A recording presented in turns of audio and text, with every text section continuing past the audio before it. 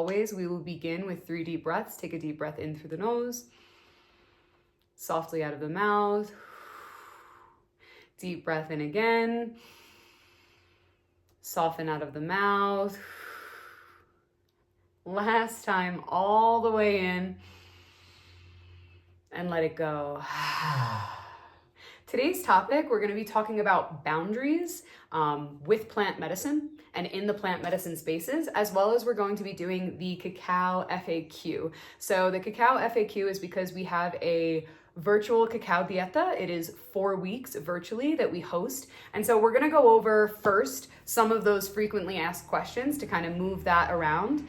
And then we're going to get into boundaries and plant medicine and just kind of some things that are coming up for us. And we'd love for you guys to give us any feedback about what's going on with boundaries for you, what your experience with plant medicine and boundaries looks like. And it's a large topic, but we're going to keep the conversation shorter just because we hope that you guys will interact with this and give us your thought process and a little bit more.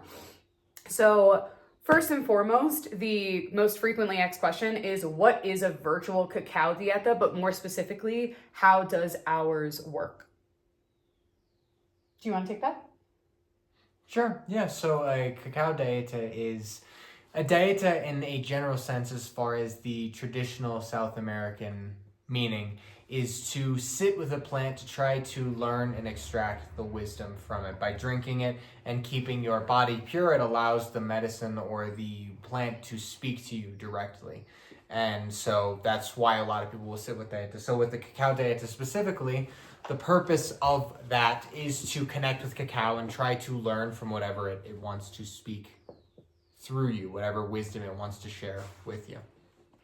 And so how ours works is that we have 1 week of pre-integration, we have 2 weeks of actually dieting with the plant, and 1 week of post-integration. You will meet with us 4 times on Zoom, or you will do the recordings, but those will be on Zoom. And we also open up a WhatsApp group chat for everybody to connect with one another throughout their process. We do offer a payment plan. It's just when you go to our website, that is how you can just easily pay in one shot. So if you do need a payment plan, all you have to do is either DM us on a platform or you can email us and we'll let you know. But this next one that we have coming up starts March 19th is when pre-integration begins, and we will close the whole thing out on April 9th. And then the next FAQ is the cacao included or do I need to source my own? Which was a really good question and I appreciated it. We do not include the cacao in the dieta itself. We do have links to reputable cacao sellers that we love and have enjoyed their cacao. And so we can send you those links to purchase as well. If you have a place that you like to get your cacao from, you can also get it from there as well. The higher quality cacao can take some time to get to you, but there is cacao in your local area. So the earlier you sign up, the earlier you can start getting those things shipped over to you so that you can be prepared for when we do the cacao ceremonies. Exactly. And then the next question, daily commitment. Like someone was basically like, is it a daily commitment or is it just like a once a week commitment? It is a daily commitment, maybe not fully in the pre and post integration, but there is a daily commitment that once you start sitting with the medicine, you will sit with the medicine every single day for the 2 weeks, right? And so I would say the daily commitment is like minimum 10 minutes. Mm-hmm. Most of the people that I feel like we've had do this with us end up doing more than 10 minutes, but you don't have to do more than 10 minutes. So we created this for this to be accessible for people that couldn't join us on our Peru plant medicine retreats. If you can join us in Peru, we do have a retreat coming up in June for the Solstice, which will be beautiful. But we also know that we work with a lot of, virtually, we work with a lot of 9-to-5ers, a lot of people that have kids, a lot of people that are just like, right now, it's not accessible for me to travel and come stay with you guys, although that would be amazing. Something that before we go to the next question, I really want to hit on is that in some way, shape, or form, a virtual dieta it's almost harder to do. So it really takes a lot of commitment to this experience, because if you were to come all the way to us and sit with us, you wouldn't have all the distractions that you have at home. So it's very admirable. And I said this yesterday on our story, our Instagram story, where I said, like, it's admirable of people to dedicate themselves and devote themselves to this stuff when they're not just a hippie out in the woods. In a way, when you come on our retreats, you're just a hippie in the middle of the Sacred Valley, or if we're in the US, you're a hippie in the middle of the woods for a few days, and those distractions are kind of kept away from you because that's our job to do that. But this requires a deeper act of devotion for you to be around that. The next question is dietary and lifestyle, like restriction. Like, are there restrictions while I do this? Yes, there are. There are not as many as if you've ever done dieta for sitting with ayahuasca. It's not that intense. However, there are still things that will ask you to slowly shift in your food and drink diet, shift in your media diet and what you intake, just shift in your lifestyle so that we can, as much as possible, give you as clean of a vessel to move through this process, again, without having to come all the way to the mountains or the jungle. Yeah. Do you have anything that you want to add to that? Yeah, no, just kind of connecting the two of these. So there are the daily commitments to the Cacao Dieta is mostly passive, things that you're just going to have to continuously do, like not eat certain foods, not partake in certain things in order to stay in the energy of the Dieta. But otherwise, the daily commitment of like active time is not very much at all. Yes. Yeah.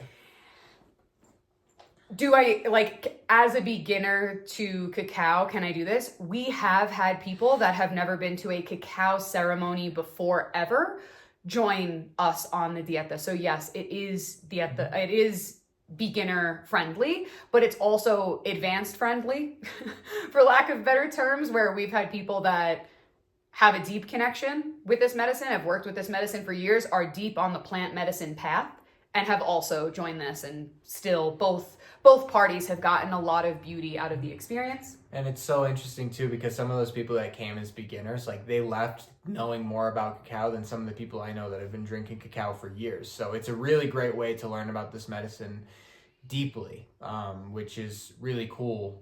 Just the understanding wise, just it's a really cool experience. Yeah. It is group. This was just a random question. Like, is it group? Like, do we have to do everything as a group? Technically, you don't have to show up to the Zoom calls. You can do the Zoom calls, the recordings on your own time. So you could technically do them alone, but you will be a part of a group. However, we have had people, and I am accommodating to this because I do understand some people aren't able, like, it's just too overwhelming to be a part of the group chat. Although we don't flood the group chat at all. But some people are still like, I want to make this commitment, but I can't be a part of the group chat, and I don't know if I'm going to be able to make the Zoom meetings. You can still do this. It's totally and completely okay. I'll keep you in the loop of what's going in the chat, or we can have a deeper conversation of, you don't have to answer the chat. You can keep the chat on silent, and when you have the time, you can go through it. When you have the time, you can do the recordings, but it is a group container. If you're looking to do this in a one-on-one container, just email us, and then we can get on a discovery call with you and walk you through that process as well. Yes, you can still participate if you're in a different time zone than us. Currently, right now, we're on Eastern Standard Time. Soon that's going to change. We live in Peru. Peru does not do time change. But currently, right now, we are at the same with Eastern Standard Time. Mm-hmm. I loved this question. So, is it an accessible dieta for people with sensitivities or an allergy to cacao? In my cacao ceremonies, I have served people that, or rather, I should say, I have had people in my cacao ceremonies that have not received a cup of medicine. Either they were super close to giving birth and very pregnant. That's one. Two, there are sometimes people that are just like, cacao doesn't always sit well with me, but I'd like to participate in ceremony. In my one-off ceremonies, I'm more than happy to have people with sensitivities or just contraindications at the time. However, for this dieta, for this 4 weeks, I don't recommend doing it just because it is something that we want you to sit with every single day. So we do have other offerings that could be beneficial for you, but I don't think at this time that's one of them. Mm-hmm. And then, so Dylan, who's seated next to me, is who guides you through the pre-integration process and the post-integration process. And the reality is, like, we do 1 week of post-integration, but integration is for life, which is why Dylan meets with people monthly on Patreon.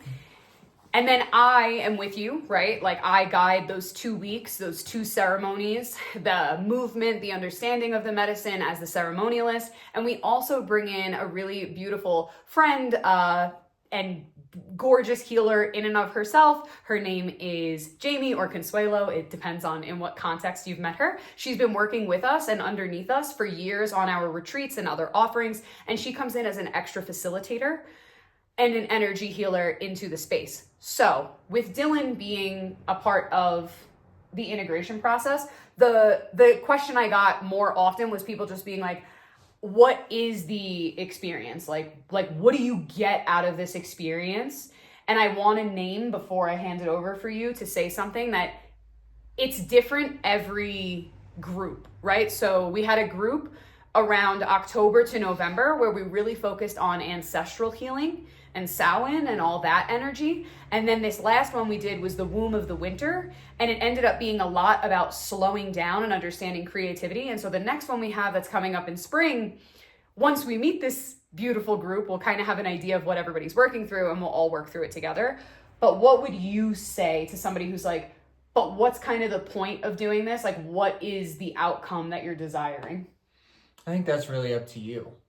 So of course, as humans, we are affected by the seasons and what's going on. So what's going on around you is going to play into what you get out of these dietas, this Cacao Dieta, for example. Pretty generally, cacao really lets you, it's a heart medicine, so it really helps you connect with your heart, your desires, what you want. It is an abundance style medicine too, which I really like. So it helps you connect with your abundance and the things that bring you abundance. But really, with a lot of medicines, they look at what you need and they kind of help you through that. So when you're coming into contact with cacao, especially in a diet like this one, in the beginning, we're going to define what is it that you're looking to get out of it in general. Like, if you could get anything out of this, what would you want to get out of it? And how can we approach that? And how can cacao help? That's all stuff that we cover before we actually get into the diet itself. Yes, beautiful. So that's a really important piece, is that everybody gets something different out of it. There are some people that have joined us just because they want to deepen their relationship to cacao and the spirit and the mother spirit herself. There are people that have just wanted discipline. They've wanted consistency. They want to be held accountable for doing something on a daily basis in their life. There are people that have joined because they're just like, again, I can't leave my home. I can't leave my situation that I'm in right now, but I want to be deeply connected with a group, and I want to be deeply connected with myself as well as the earth. So all that to say, the experience is going to be different with every group, just like our retreats. Even though we do like the same ceremonies every retreat, the ceremonies are completely different because of the group that comes together, the energy that's happening within the cosmos, as well as the energy that's happening just here on Earth and what society is moving through. So those are all of our FAQs. So thank you so much for listening. Let's take a deep breath in. Breathe out.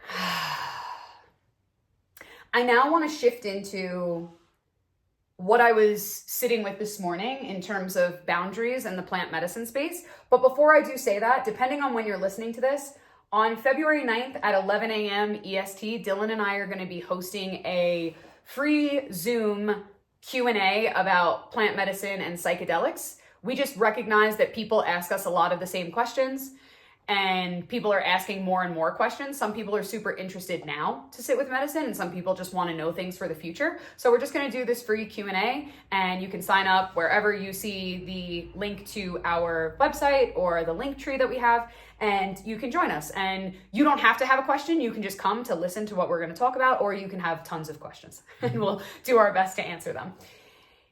With that being said, the topic and conversation of boundaries and what boundaries look like. So when I was posed the question of sitting with, like, what have your boundaries looked like? One of the things that came forward for me was I had let my boundaries disappear so that I wasn't alone. I grew up in an area where I never needed to be alone. I never needed to be by myself. I always had people to go to the store with, people to hang out with. You were always around people. So as I got older, I started to recognize, like, if you put up boundaries though, you might lose some of those people, right? And so I started to get this idea within myself that, like, I couldn't actually be with myself. I couldn't be with my inner voice. I couldn't be with my inner silence either, because I had grown up around so many people. And I think whoever decides to listen to this can probably relate in some way, shape, or form, that there comes a point in your life when you realize, and I think you're very different from me. I think we both had very different upbringings. So for me, being around people all the time, when I had to start sitting with just who Dan is and what Dan is thinking, it was extremely overwhelming, very anxiety inducing. It's very difficult. So then I started to think about that, and I was like, okay, so I let the boundaries disappear, and I let I'm bringing my journal because I was journaling about this morning, if you're watching this on video. And so I let the boundaries disappear, and I let the distractions grow. I let the distractions grow because I thought that distractions would allow me to live easier, connect to other people easier, connect to myself easier. When I started sitting with plant medicine, not fully as someone in the space, like as a guest or a participant, it really changed when I was sitting as a facilitator in ceremony on a more consistent basis, that I realized specifically the medicine of ayahuasca was very much so like, if you don't have boundaries, the ceremony can get wild. The ceremony can get out of hand. The participants in the space can feel that, or they can just run you over energetically. Does that make sense? It does. If you're listening to this and you've never sat in an ayahuasca ceremony or with certain psychedelics and plant medicine, that might not make sense. But it really, as I was journaling this morning, I started to realize, when you do decide to work with plant medicine on a deeper level, right? So this Cacao Dieta that we're doing, this virtual dieta, it's not to train you to serve medicine. However, it does have a component of deepening your experience with the medicine. And a lot of people that train when they go through their plant medicine experiences, and I think both of us agree that that's kind of how it should be, you do have to diet with the plant in some way, shape, or form. You do have to get closer, and that's what a dieta does, is it brings you closer to the plant spirit, closer to the plant energy, closer to what happens when you're deep in it with this medicine.